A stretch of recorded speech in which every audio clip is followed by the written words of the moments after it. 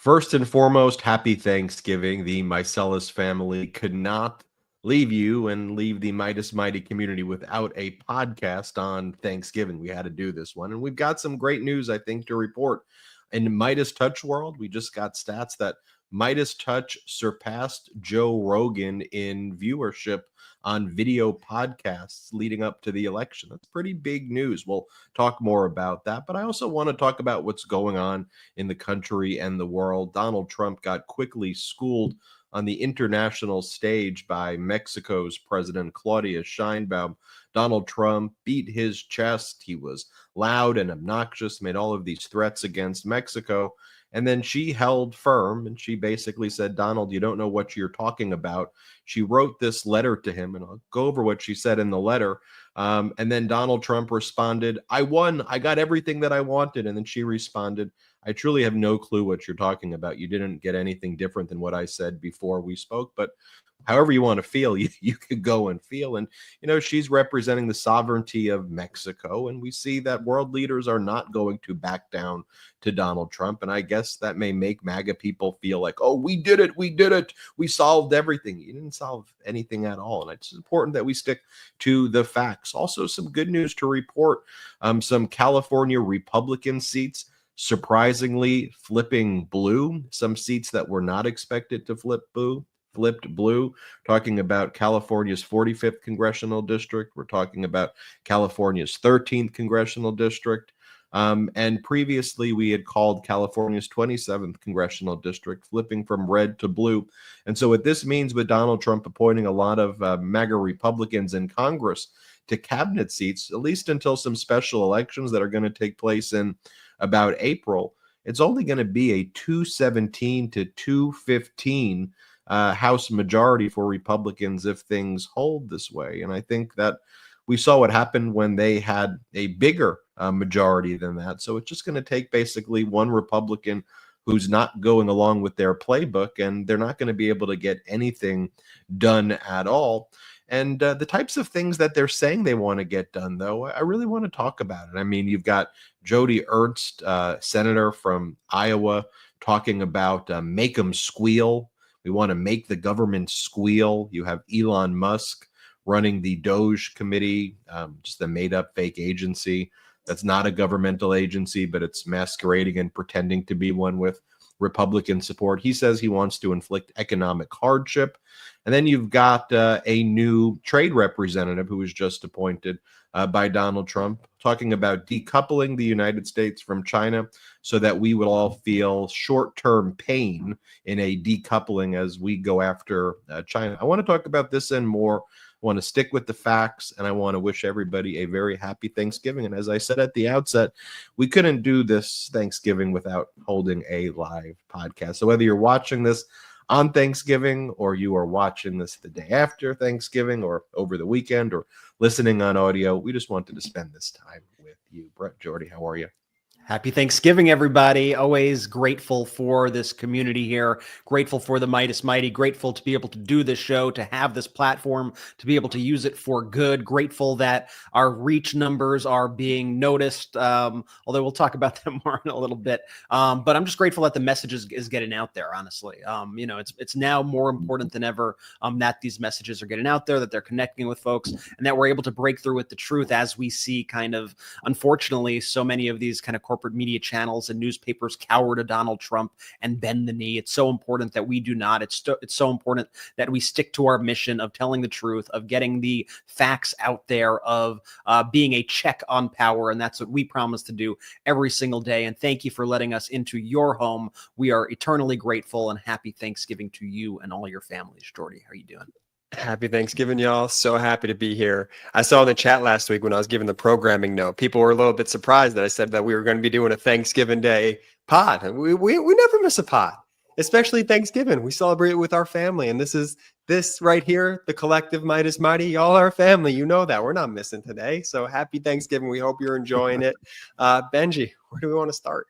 Look, Teddy Roosevelt had something called the big stick policy. Walk soft and carry a big stick. In other words, act like a statesman or a statesperson, but when you need to show power, you show power at the right time. Donald Trump, in my view, has the little stick policy whereby he acts obnoxious and beats his chest and makes all of these threats, but ultimately backs down. I mean, one of the fundamental things that I talk about sometimes when MAGA people are always like, but he's a businessman. In addition to telling him that he bankrupted all of his business, I'm like, he's not a good deal maker. He really isn't.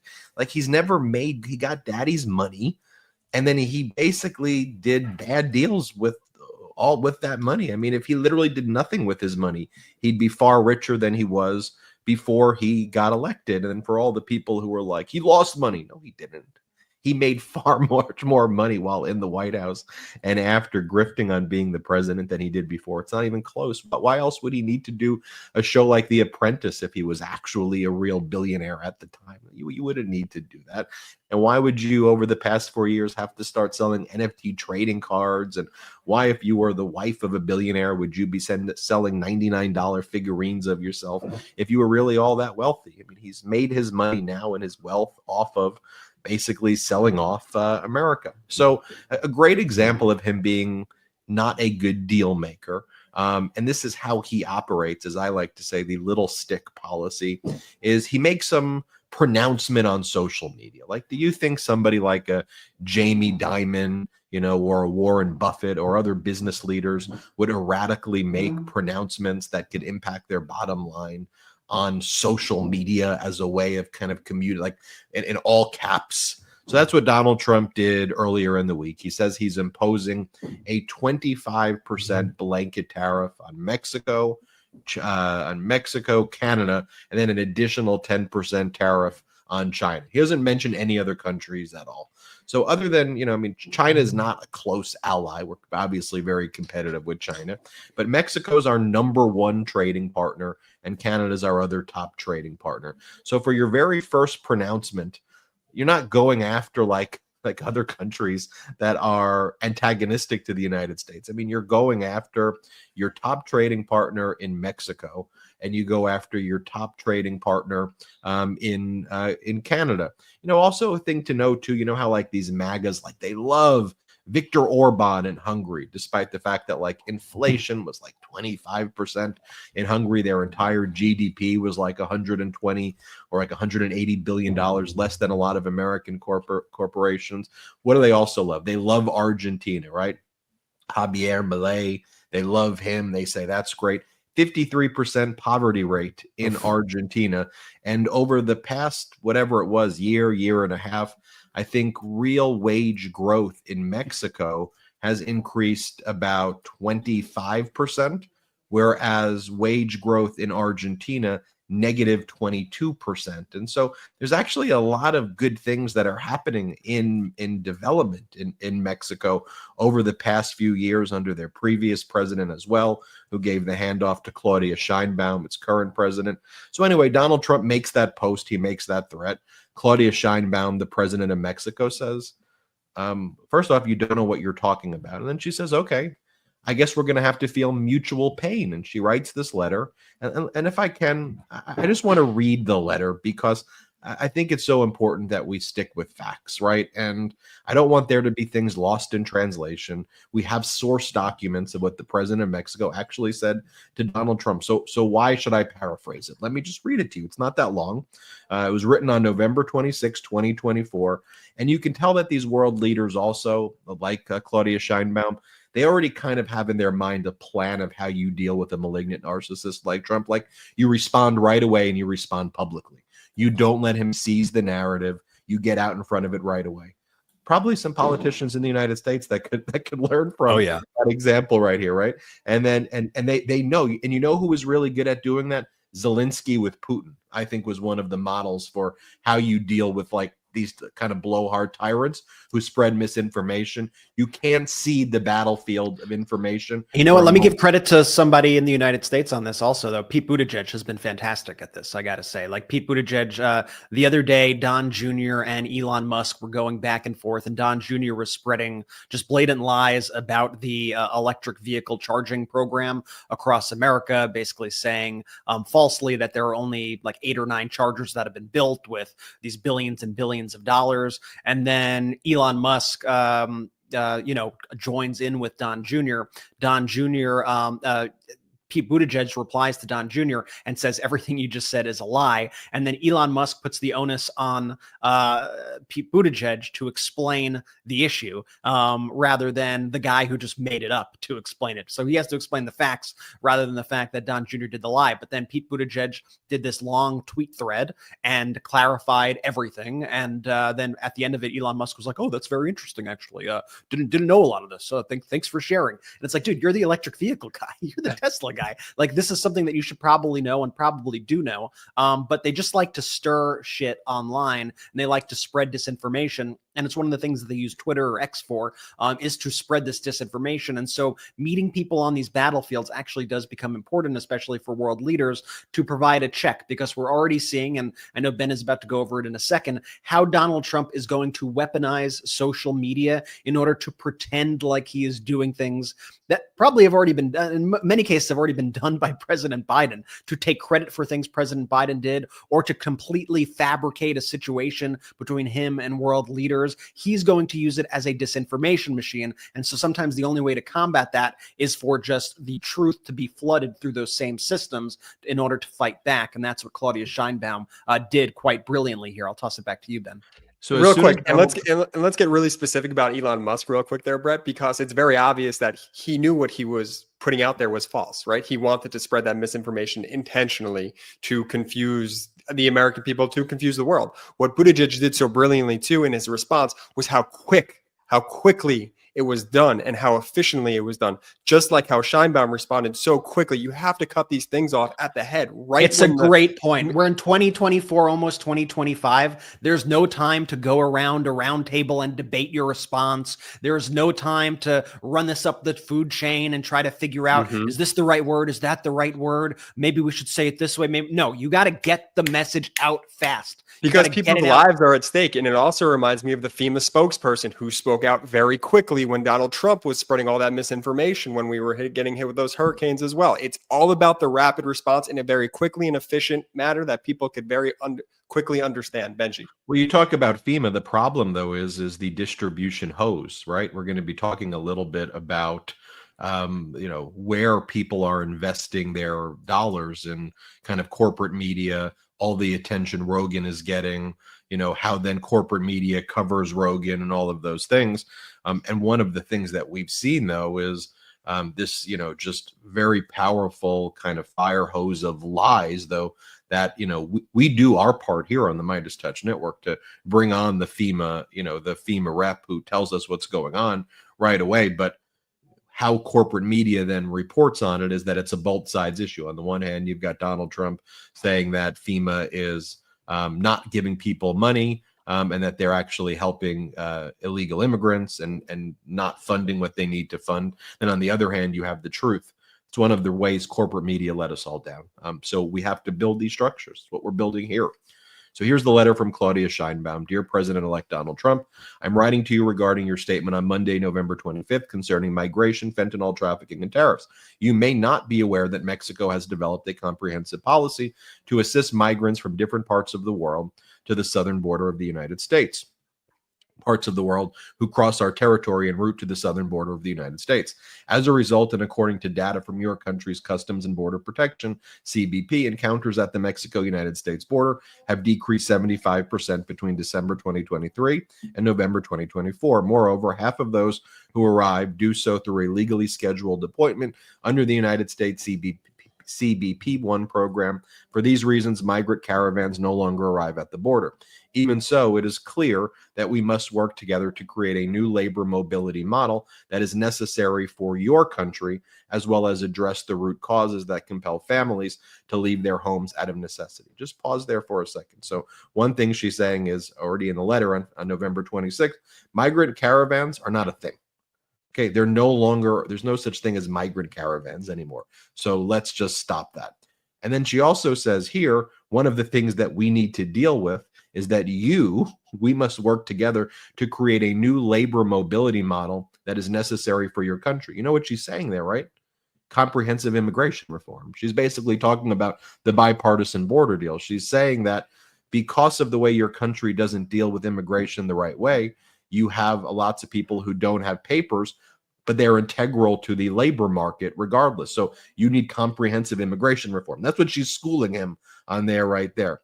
It goes on to say, even if a small percentage of what the United States allocates to war were instead dedicated to building peace and fostering development, it would address the underlying causes of human mobility. In other words, she's saying, it's your fault. You spend all this money bombing other countries. If you actually focused on not spending money on bombs, or less money on bombs and more money on dealing with your economy and helping people and dealing with this issue, it would be solved. You're the problem, Donald, is what she's saying. On another note, and for humanitarian reasons, Mexico has consistently expressed its willingness to help prevent the fentanyl epidemic in the United States from continuing. Again, notice her language there. In the United States. Mexico is willing to help you deal with your problem, she's saying, right? This is, after all, a public health and consumption problem within your society. In other words, it's your country that's doing the drugs. It's not us. It's your country that's doing the synthetic drugs. So far this year, Mexican armed forces and prosecutors have seized tons of various types of drugs, 10,340 firearms, and have detained 15,640 individuals for violence related to drug trafficking. Furthermore, the Mexican Congress is in the process of approving a constitutional reform to classify the production, distribution, and commercialization of fentanyl and other synthetic drugs as serious crime without bail. However, it is publicly known that the chemical precursors used to produce this and other synthetic drugs are illegally entering Canada, the United States, and Mexico from Asian countries. This underscores the urgent need for international collaboration. You must also be aware of the illegal trafficking of firearms into my country from the United States. In other words, she's saying this isn't a Mexico to U.S. problem. These are Asian countries bringing this into all of our countries, and therefore we need cooperation and not blaming each other. She goes on, and then she says, and by the way, you're putting illegal firearms into our country. 70% of the illegal weapons seized from criminals in Mexico come from your country. We do not produce these weapons, nor do we consume synthetic drugs. Tragically, it is in our country that lives are lost to the violence resulting from meeting the drug demand in yours. President Trump, migration and drug consumption in the United States cannot be addressed through threats or tariffs. What is needed is cooperation and mutual understanding to tackle these significant issues.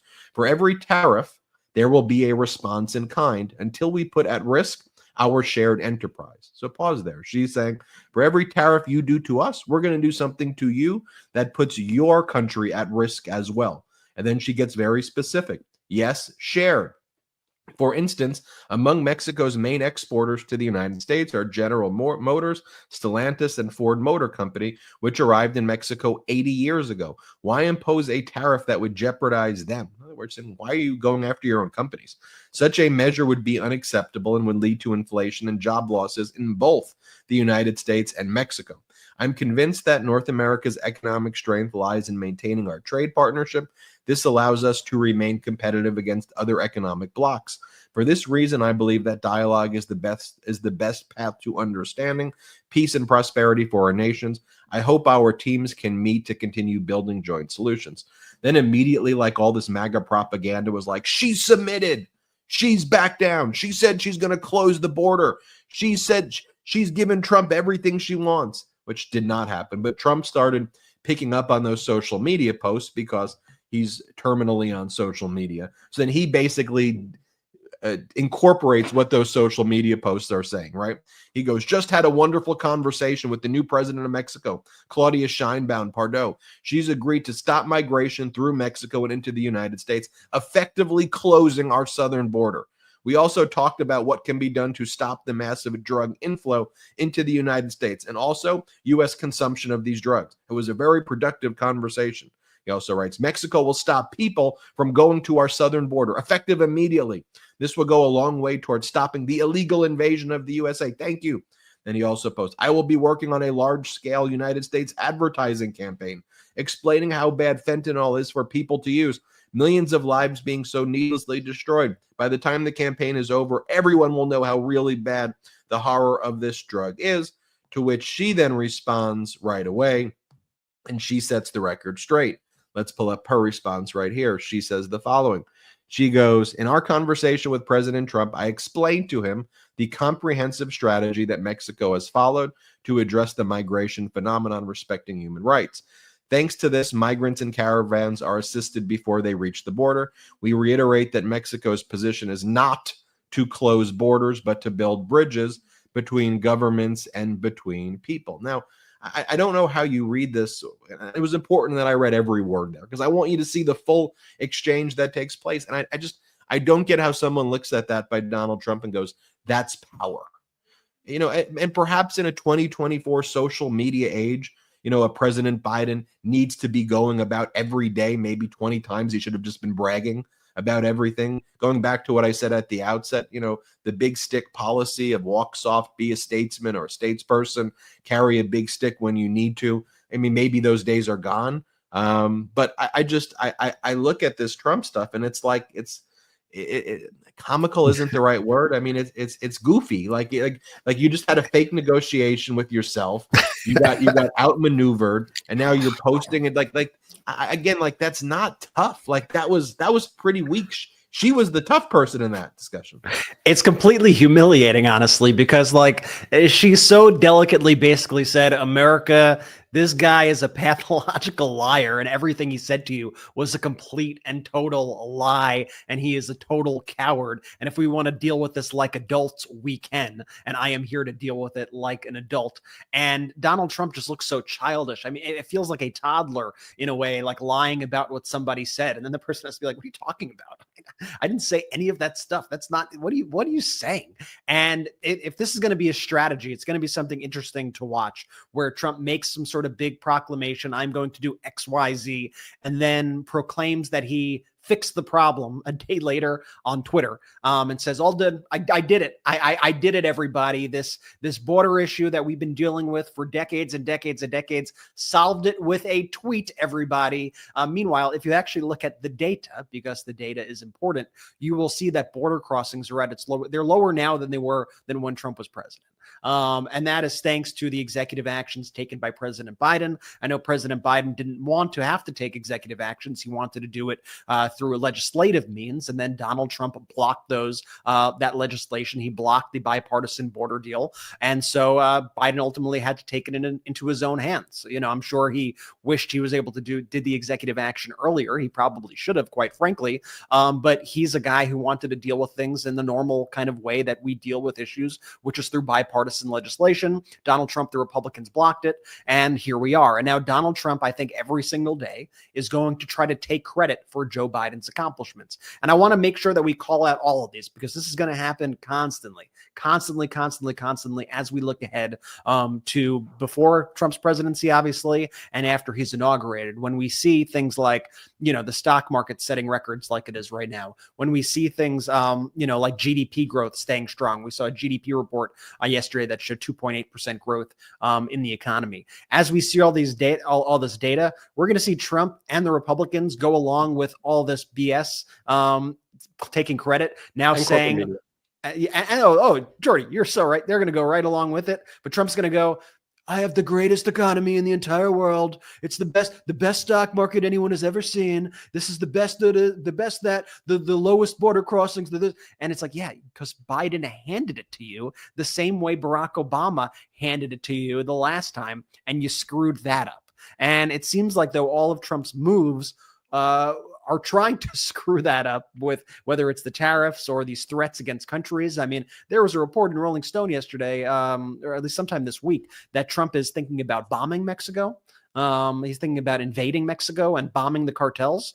And this is something that he's been obsessed with over the past few years, and apparently even attempted his first term and had to be told by the military, like, we don't bomb our allies. That's a war crime, actually, is what the Secretary of Defense, Mark Esper, told Donald Trump at the time. Like, that would be a violation of international law. We can't just bomb other countries. We can't bomb sovereign countries. But it seems like everything Trump wants to do, all of his impulses are to cause chaos.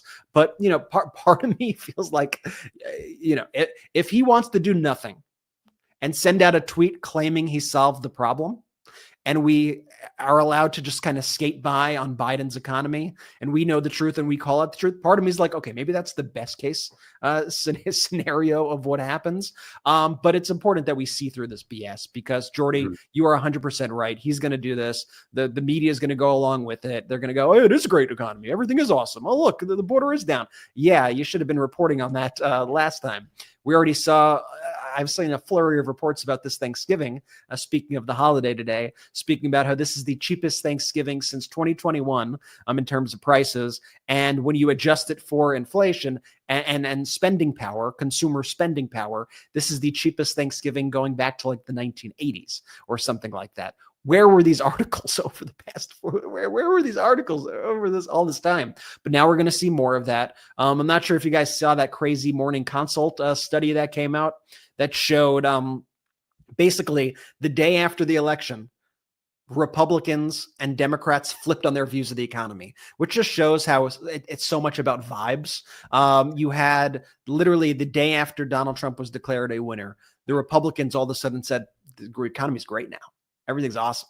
And meanwhile, the Democrats flipped to like, yeah, maybe it's not so good. And it's just an interesting kind of study in human psychology, and kind of shows you also a bit like how kind of BS a lot of these polls are, because they're not dealt with in facts, but they're dealt with in vibes.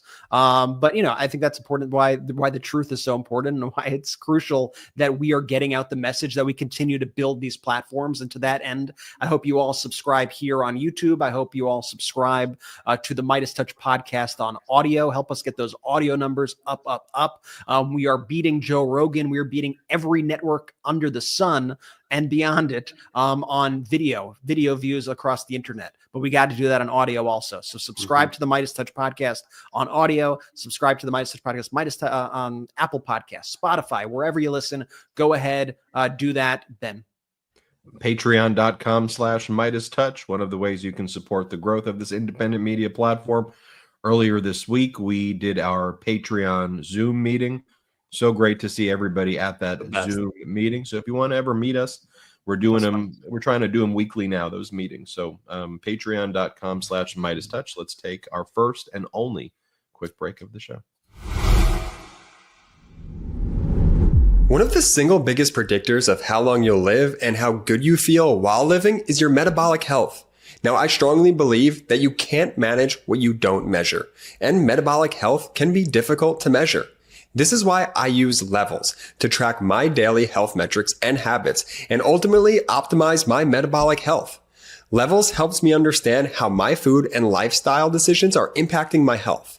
In the short term, I use Levels to optimize my energy levels during the day and manage my weight. In the long term, I'm thinking about the many chronic diseases that are directly linked to metabolic health, including diabetes, heart disease, and Alzheimer's. I use Levels with a continuous glucose monitor to get my own personalized data, which I found to be really powerful to understand my own unique physiology. But you can also now use Levels without a continuous glucose monitor. I never realized how much pasta could really spike my glucose until I started using Levels. Levels has completely changed how and what I consume each day. The health and energy improvements I've seen since starting this journey has been a complete game changer. Levels has recently launched some exciting new features to help track your macros, protein, fiber, fat, carbohydrates, and sugar, and create daily habits around your health goals. They also provide insights based on trends in your health metrics to help guide you to make the best decisions that will have a positive impact on your health. Metabolic health is about glucose and much more, and Levels now helps you keep track of it all. Now is a great time to get started if you've been waiting for the right time to join Levels to improve your metabolic health. Right now, Levels is offering my listeners an additional 2 free months of the Levels annual membership when you use my link, levels.link/Meidas.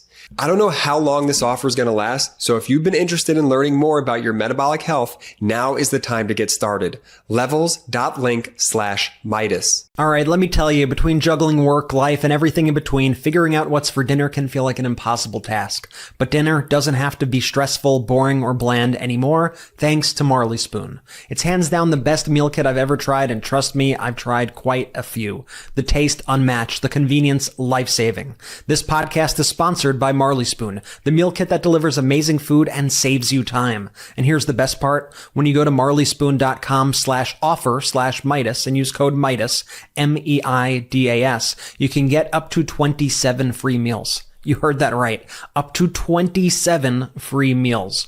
With Marley Spoon, you get to choose from over 100 recipes every week, including options like Cajun Spice Chicken, Butternut Squash Gnocchi, and even a vegan burrito bowl. My personal favorite recently, their chicken with honey garlic pan sauce. The flavors were so good, and I felt like a gourmet chef in my own kitchen. And since we're in the holiday season, Marley Spoon has festive meals and desserts to make every gathering extra special. Think duck breast with sour cherry sauce and crispy Persian rice, or holiday breakfast waffles with candied bacon. Yes, it's as delicious as it sounds. Plus, they've got exclusive recipes for Martha Stewart's 100th cookbook that will take your holiday meals to the next level. What I love most about Marley Spoon is how customizable it is. So whether you're vegetarian, low carb, or feeding a picky family, there's something for everyone. And it's not just about the recipes. They even have an in-house registered dietitian who makes sure the meals are balanced and healthy. It's like having a personal chef and nutritionist rolled into one. Not to mention, Marley Spoon saves me from those last-minute grocery trips. They've got an online market with over 125 pantry essentials,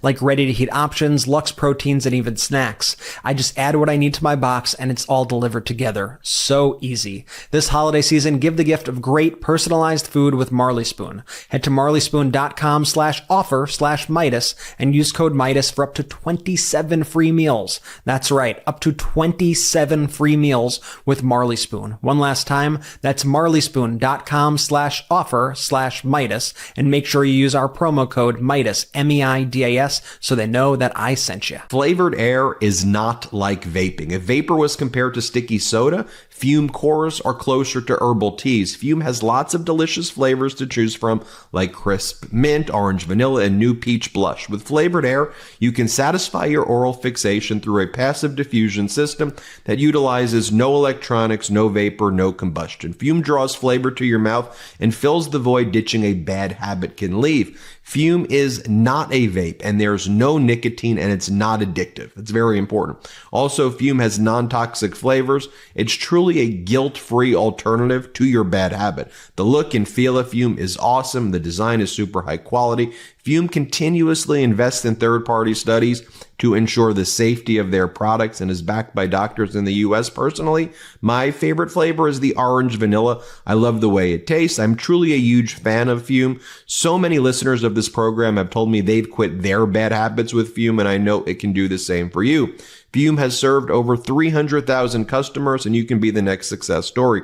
For a limited time, use our code Meidas to get a free gift with your journey pack. So head to tryfume.com.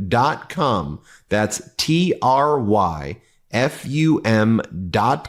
tryfume.com, and use the code Meidas, MEIDAS, or scan the QR code on screen to get a free gift with your order today. Tryfume.com, use the code Meidas. Shout out to our pro-democracy sponsors. Use our links, use our codes, let them know we sent you. Marley Spoon, fabulous. Fume, as you know, fabulous. Levels, brand new sponsor to the program. You put it right on your arm, connect it to the app, tells you your glucose levels. Like if you're diabetic or even if you're not diabetic, it's incredibly useful. Definitely click that link, check it out, learn more about it. It's awesome. I can't vouch for Levels enough. So definitely hit that up and check it out. Thank you, everybody, for joining us on this Thanksgiving edition of the MeidasTouch Podcast. We can officially say that the MeidasTouch video podcasts get more views than Joe Rogan. This was in Adweek. Adweek posted that Joe Rogan's, that this was the title of the Adweek article. Joe Rogan audience growth shows expanding power of video podcasts. And it goes on to talk about the methodology that was used. And it goes on to say how great the Joe Rogan podcast video ratings are.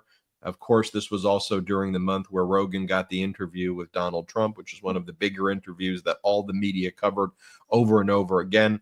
And by the way, I don't think you could turn on any corporate media without them saying the name Joe Rogan over and over again. It also just goes to show you how like corporate media is just absolutely obsessed with right-wing narratives in general. Like it's one of the fundamental issues too. We talked before about, Brett, you mentioned the vibes and all of these things, and you said, well, now all of a sudden there's like a vibe shift, and Republicans are now like, well, the economy's good.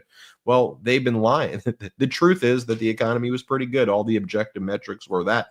But the corporate media buys into all the right-wing vibes, and they're really, and it was reported as though we were in some like Great Depression.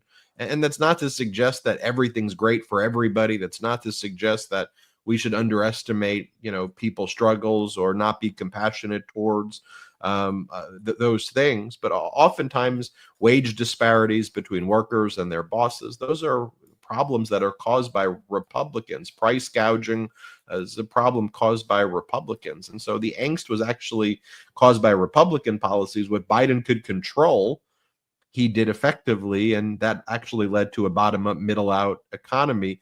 But again, when I think about just the framing of that article, you take a look at the graph, and it's like Midas and Disney are tied at number one. Okay, Disney's got a market cap of like $215 billion, right? And the MeidasTouch market cap is about $215 billion less than that, okay? And then you got Rogan, who's got like a $250 million a year deal or something crazy like that. And then you've got MSNBC, and then you've got Fox right there. Like, I kid you not, other than the graph, which shows us number one, and it's an article that's going on and saying how great Rogan is, and how Rogan does better than all of these corporate media giants that have billions of dollars, even though he gets hundreds of millions of dollars. Like, there's not a single reference to the fact that we were beating him. I mean, but the chart shows we're beating him because we are, and we were. I'll read from this. Just a funny framing. I don't mean to spend the rest of the show talking about that. I think it's important to talk about it because the framing is utterly ridiculous, and I think we should spend a little bit of time talking about it. Quite frankly, in my honest opinion, and Brett, I'll kick it to you so you could read more about it. Hey, look, I'm okay. I'm kind of okay with this corporate media because I'm so used to this now. I'm so used to them just overlooking the Midas Mighty community, the MeidasTouch network. It's comically intentional at this point. And look, again, I'm fine with it. Keep ignoring us, right? Because we're going to appear right next to Disney freaking Junior with 1.3 billion YouTube views on our podcast network. And then you go over to Rogan and the whole article is about him. And look, I'm not jealous. That's fine, man. Hey, good for you. Whatever. That's awesome. Great work, Joe. But the funniest thing to me is Adweek, which is not a right-wing publication. I come from the marketing world. Pre-Midas, I did marketing. That award, right? That's one of my marketing awards that I actually was able to win in my marketing career. And it was a huge deal to appear on Adweek. So Adweek's not like this right-wing platform, but it's as corporate of corporate media that it can be. And so their framing to me is just utterly hilarious about how this Joe Rogan podcaster is out punching corporate media and how he's getting all these amazing views. And literally right next to him, doing better, is another podcast and another podcast network, the MeidasTouch Network. Comically intentional, brothers. And I want to be also clear. I'm not going after Joe Rogan here at all. Honestly, congrats to Joe Rogan. These are incredible video numbers. They're amazing. They're not as good as MeidasTouch's video numbers, but they're incredible. They're great video numbers. Of course, I'll also concede that Joe Rogan has an extremely large audio presence and crushes it on his Spotify audio podcast, like 100%. But this article is about the growth of video on the internet. And so when we speak about the growth of video, and you have this chart that shows MeidasTouch and Disney tied for number one, and the way that they are discussing this is based upon minutes watched across YouTube and Facebook. So the amount of time people actually spent watching these platforms. MeidasTouch is number one along with Disney, and Joe Rogan is second. Yet the whole framing of this article is about how Joe Rogan has now surpassed the mainstream media and surpassed all the other channels. And that's where my issue is not with Joe Rogan at all in this regard. My issue is with the framing of the corporate media, who just loves to talk about certain things and just likes to just ignore certain things for some reason. I mean, how many articles, think pieces have we seen in the New York Times, in various papers on the news over the past few weeks since the election? Have we heard things like, oh yeah, pro-democracy people, they need their, you know what they need? They need their own platforms. They need their own, version of Joe Rogan. And then like they completely leave MeidasTouch out of the conversation. and you're like, I'm just left here like, am I missing something? I don't know. Like, what else? Are you just scared of us? You don't want to speak about us because we're competing with you? Because hello, we're doing more views than him. But Brett, it is exactly that. It is because we're not tied to any corporate interest or have any of these executive stakeholders or shareholders. This is a people-powered movement led by you, the listeners, you, the Meidas Mighty, and that strikes fear into all of these corporate. You know what it is also, Jordy? Speaking about corporate entities, to piggyback off exactly what you're saying. Here's what I think I've realized also is we here at MeidasTouch, like, what you see is what you get. We have a great staff, a great team, a great engine behind us, a great team of editors and producers and writers and things like that. We don't do publicity. Like, we don't have a publicist. These other people all have publicists. And I think that plays into it a little bit, where they are kind of pitching stories about them. And so, like, there's how you get the hilarious story about Megyn Kelly's impressive, incredible, astonishing numbers on herself. Yeah. And it's like she does a fraction of what the MeidasTouch network does. We've never run an ad about the network. We've never did any promotion. We have our marketing budget is $0. And we're going against people who do have big marketing budgets and people who have publicists who, quite frankly, are tied to, you may have I bet if you looked at Megyn Kelly's publicist, for example, I bet she also represents a lot of other people in the media and they have all these relationships to pitch stories. Like, Megyn Kelly is just straight up pressure. She's nowhere even to be found on these charts. And again, I'm totally okay with it. I am, because you know what?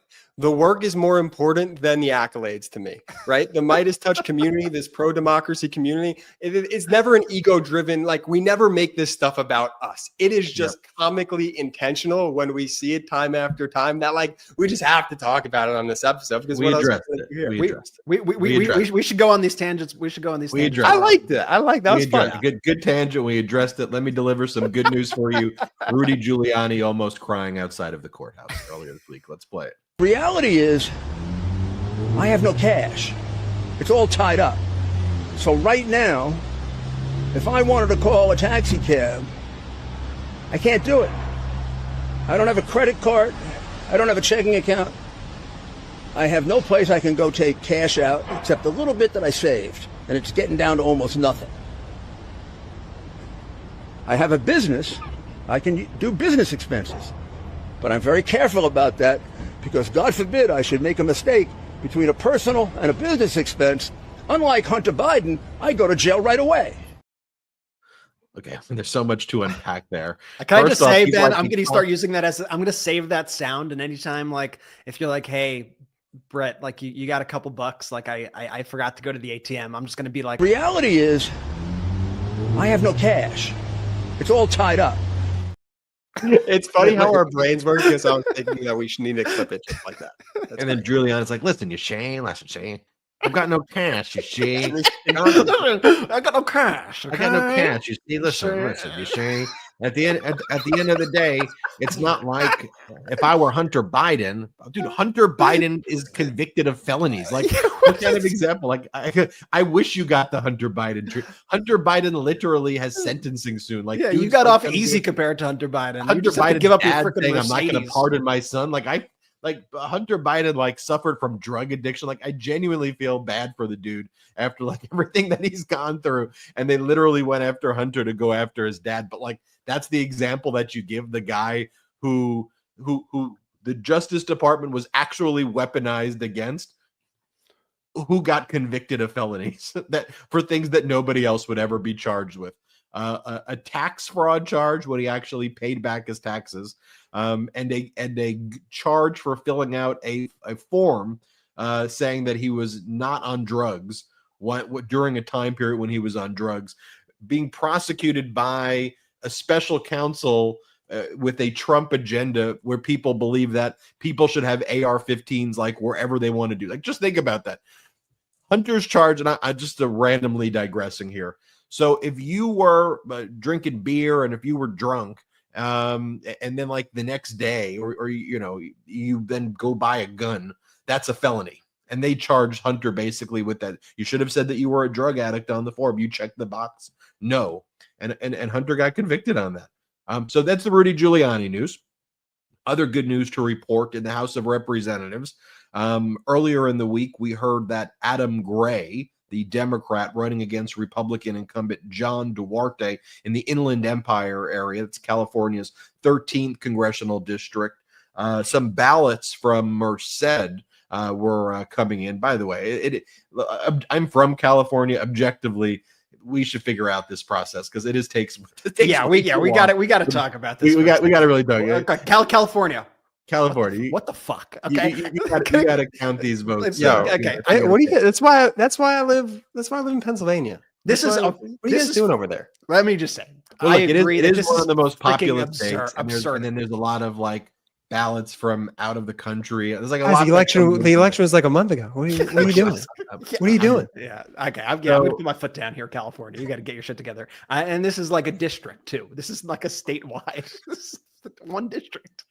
One district. And so the Democrats pulled ahead, and it looks like Adam Gray is going to go on to win this, flipping a red seat blue. We see the same thing earlier in the week on the 45th congressional district. Derek Tran beating Michelle Steele, the MAGA Republican, turning that red seat blue. And then Democrat George Whiteside in California's 27th congressional district. That was held by MAGA Republican Mike Garcia, this is a big stain Mike Garcia was in the Los Angeles area. Real MAGA extremist, and that seat flipped. So to be fair, California held all of its congressional seats and flipped 3 red states blue, or 3 red seats blue, which is some good news to report. So what that means is, given Donald Trump appointing a lot of these MAGAs in Congress to his cabinet, until special elections take place, for example, in Florida and other states, right around the April period, it's only going to be a 217 to 215 majority. So, like, quite literally, if 1 or 2 people just don't show up, Democrats can take control of the House right away. If something happens to a MAGA Republican, Democrats could take it. It's very, very narrow. There was a point there where I was wondering, because you kept seeing like pick after pick of Trump pulling from the House of Representatives. And I think I texted you guys. I was like, is he trying to purposely throw the House? Is he purposely trying to flip the House?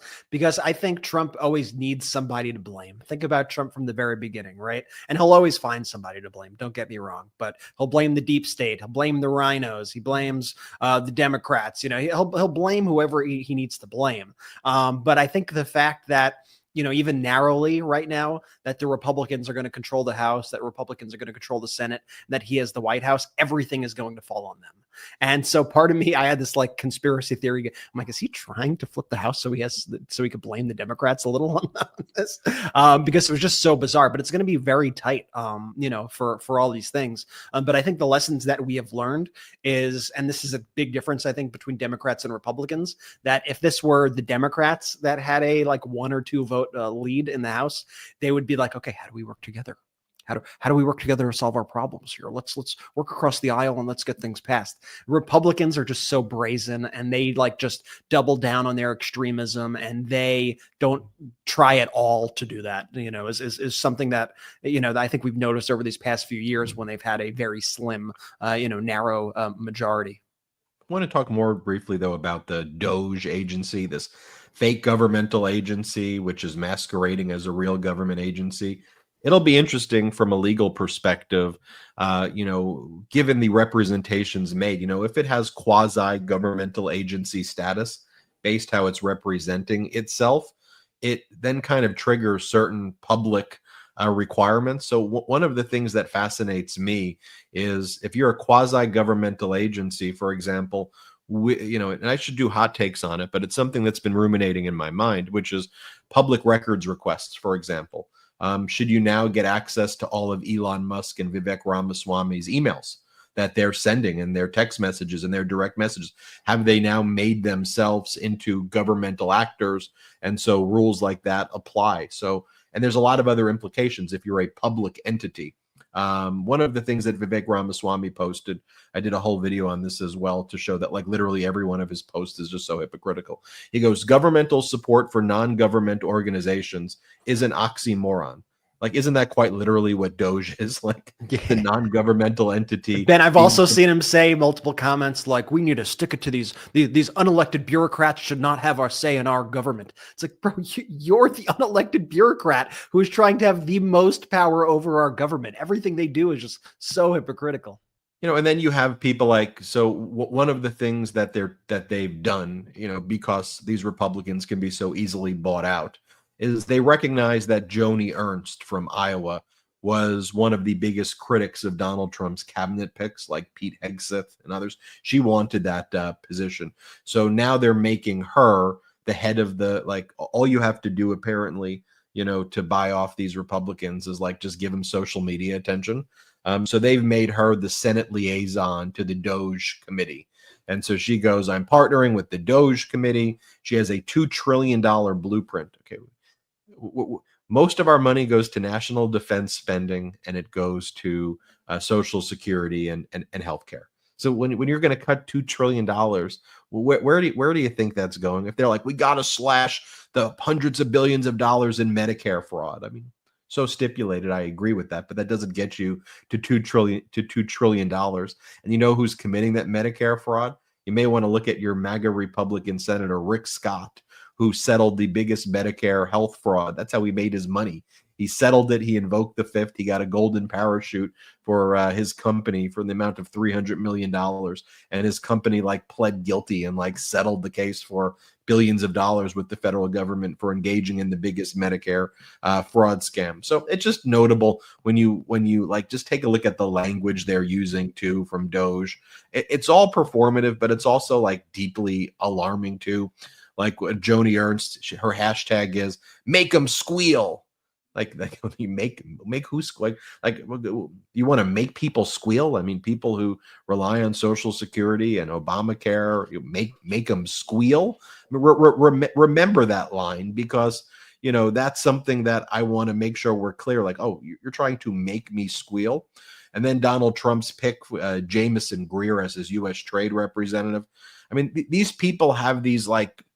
They have these ideas that are cooked up in these laboratories of oligarchy and autocracy, as my friend David Pepper would say, and they're not practical. Like this trade secretary, this trade rep, he's talked about decoupling the United States from China. In other words, making the United States not use Chinese products. Like, so what are we talking about? Like, people know where iPhones get made and the parts. So how are you going to decouple this? Like, what is that even going to look like? And you take a look at what he says, and his exact language is, while there's no silver bullet, and in some cases the effort to pursue strategic decoupling from China will cause short-term pain.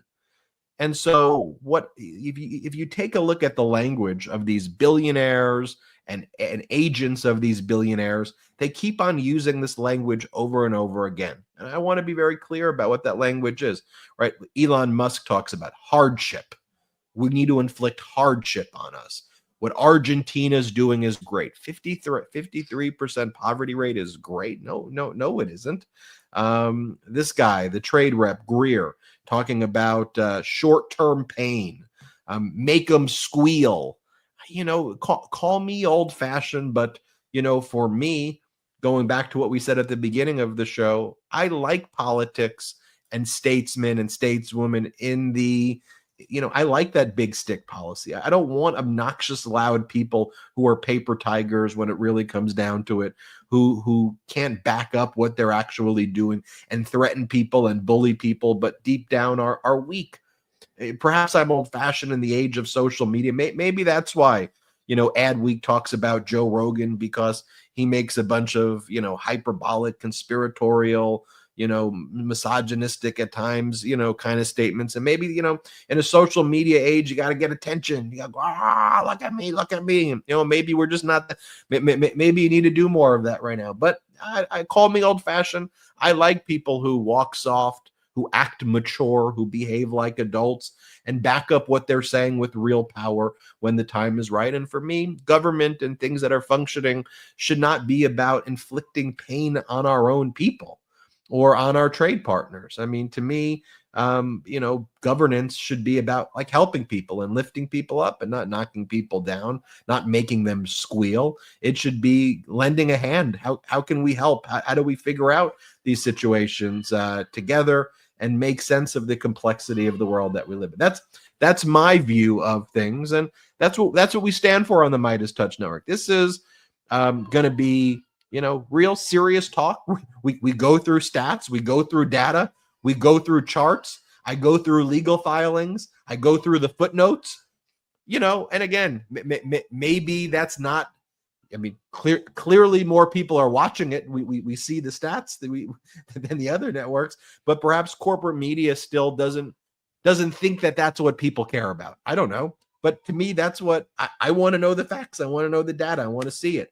That's what we're going to provide here all of the time. I want to remind everybody, patreon.com/MeidasTouch. You can meet me, Brett, and Jordy on these Zoom chats that we're doing. And I want to wish personally everybody a happy Thanksgiving, Brett. Happy Thanksgiving to everybody. And please remember to add the MeidasTouch podcast anywhere you get audio a podcast. Now I'm dead set now on catching up on the audio because we've conquered in the video. We got to get there in the audio. So there's a lot of people watching this right now live along with us. Go ahead to Apple Podcasts, to Spotify, add the MeidasTouch podcast on both. Send it to your friends and family as well. Have them add the MeidasTouch podcast. Let's continue to increase our position in the landscape, not because we're obsessed with numbers, but because we want to be able to get these messages out there. And I'm tired of these think pieces day in and day out going, oh, where are all the messengers? Where are they going to be? Well, we're right here. We're not going anywhere. We're just getting started. You're a part of this. Let's build this community bigger and better than ever. This Thanksgiving, I just want to reiterate that I am so thankful for all of you from the bottom of my heart. Thank you for making us the #1 channel in the United States. Thank you every single day for giving us a reason to fight, a reason to wake up, and making us feel optimistic about the future of our country, and showing that we could do it in a way that is honest, that is even-handed, and that is righteous. I really appreciate it. Thank you very much. And now I'll toss it to Jordy to sign us out. Shout out to the Midas Mighty!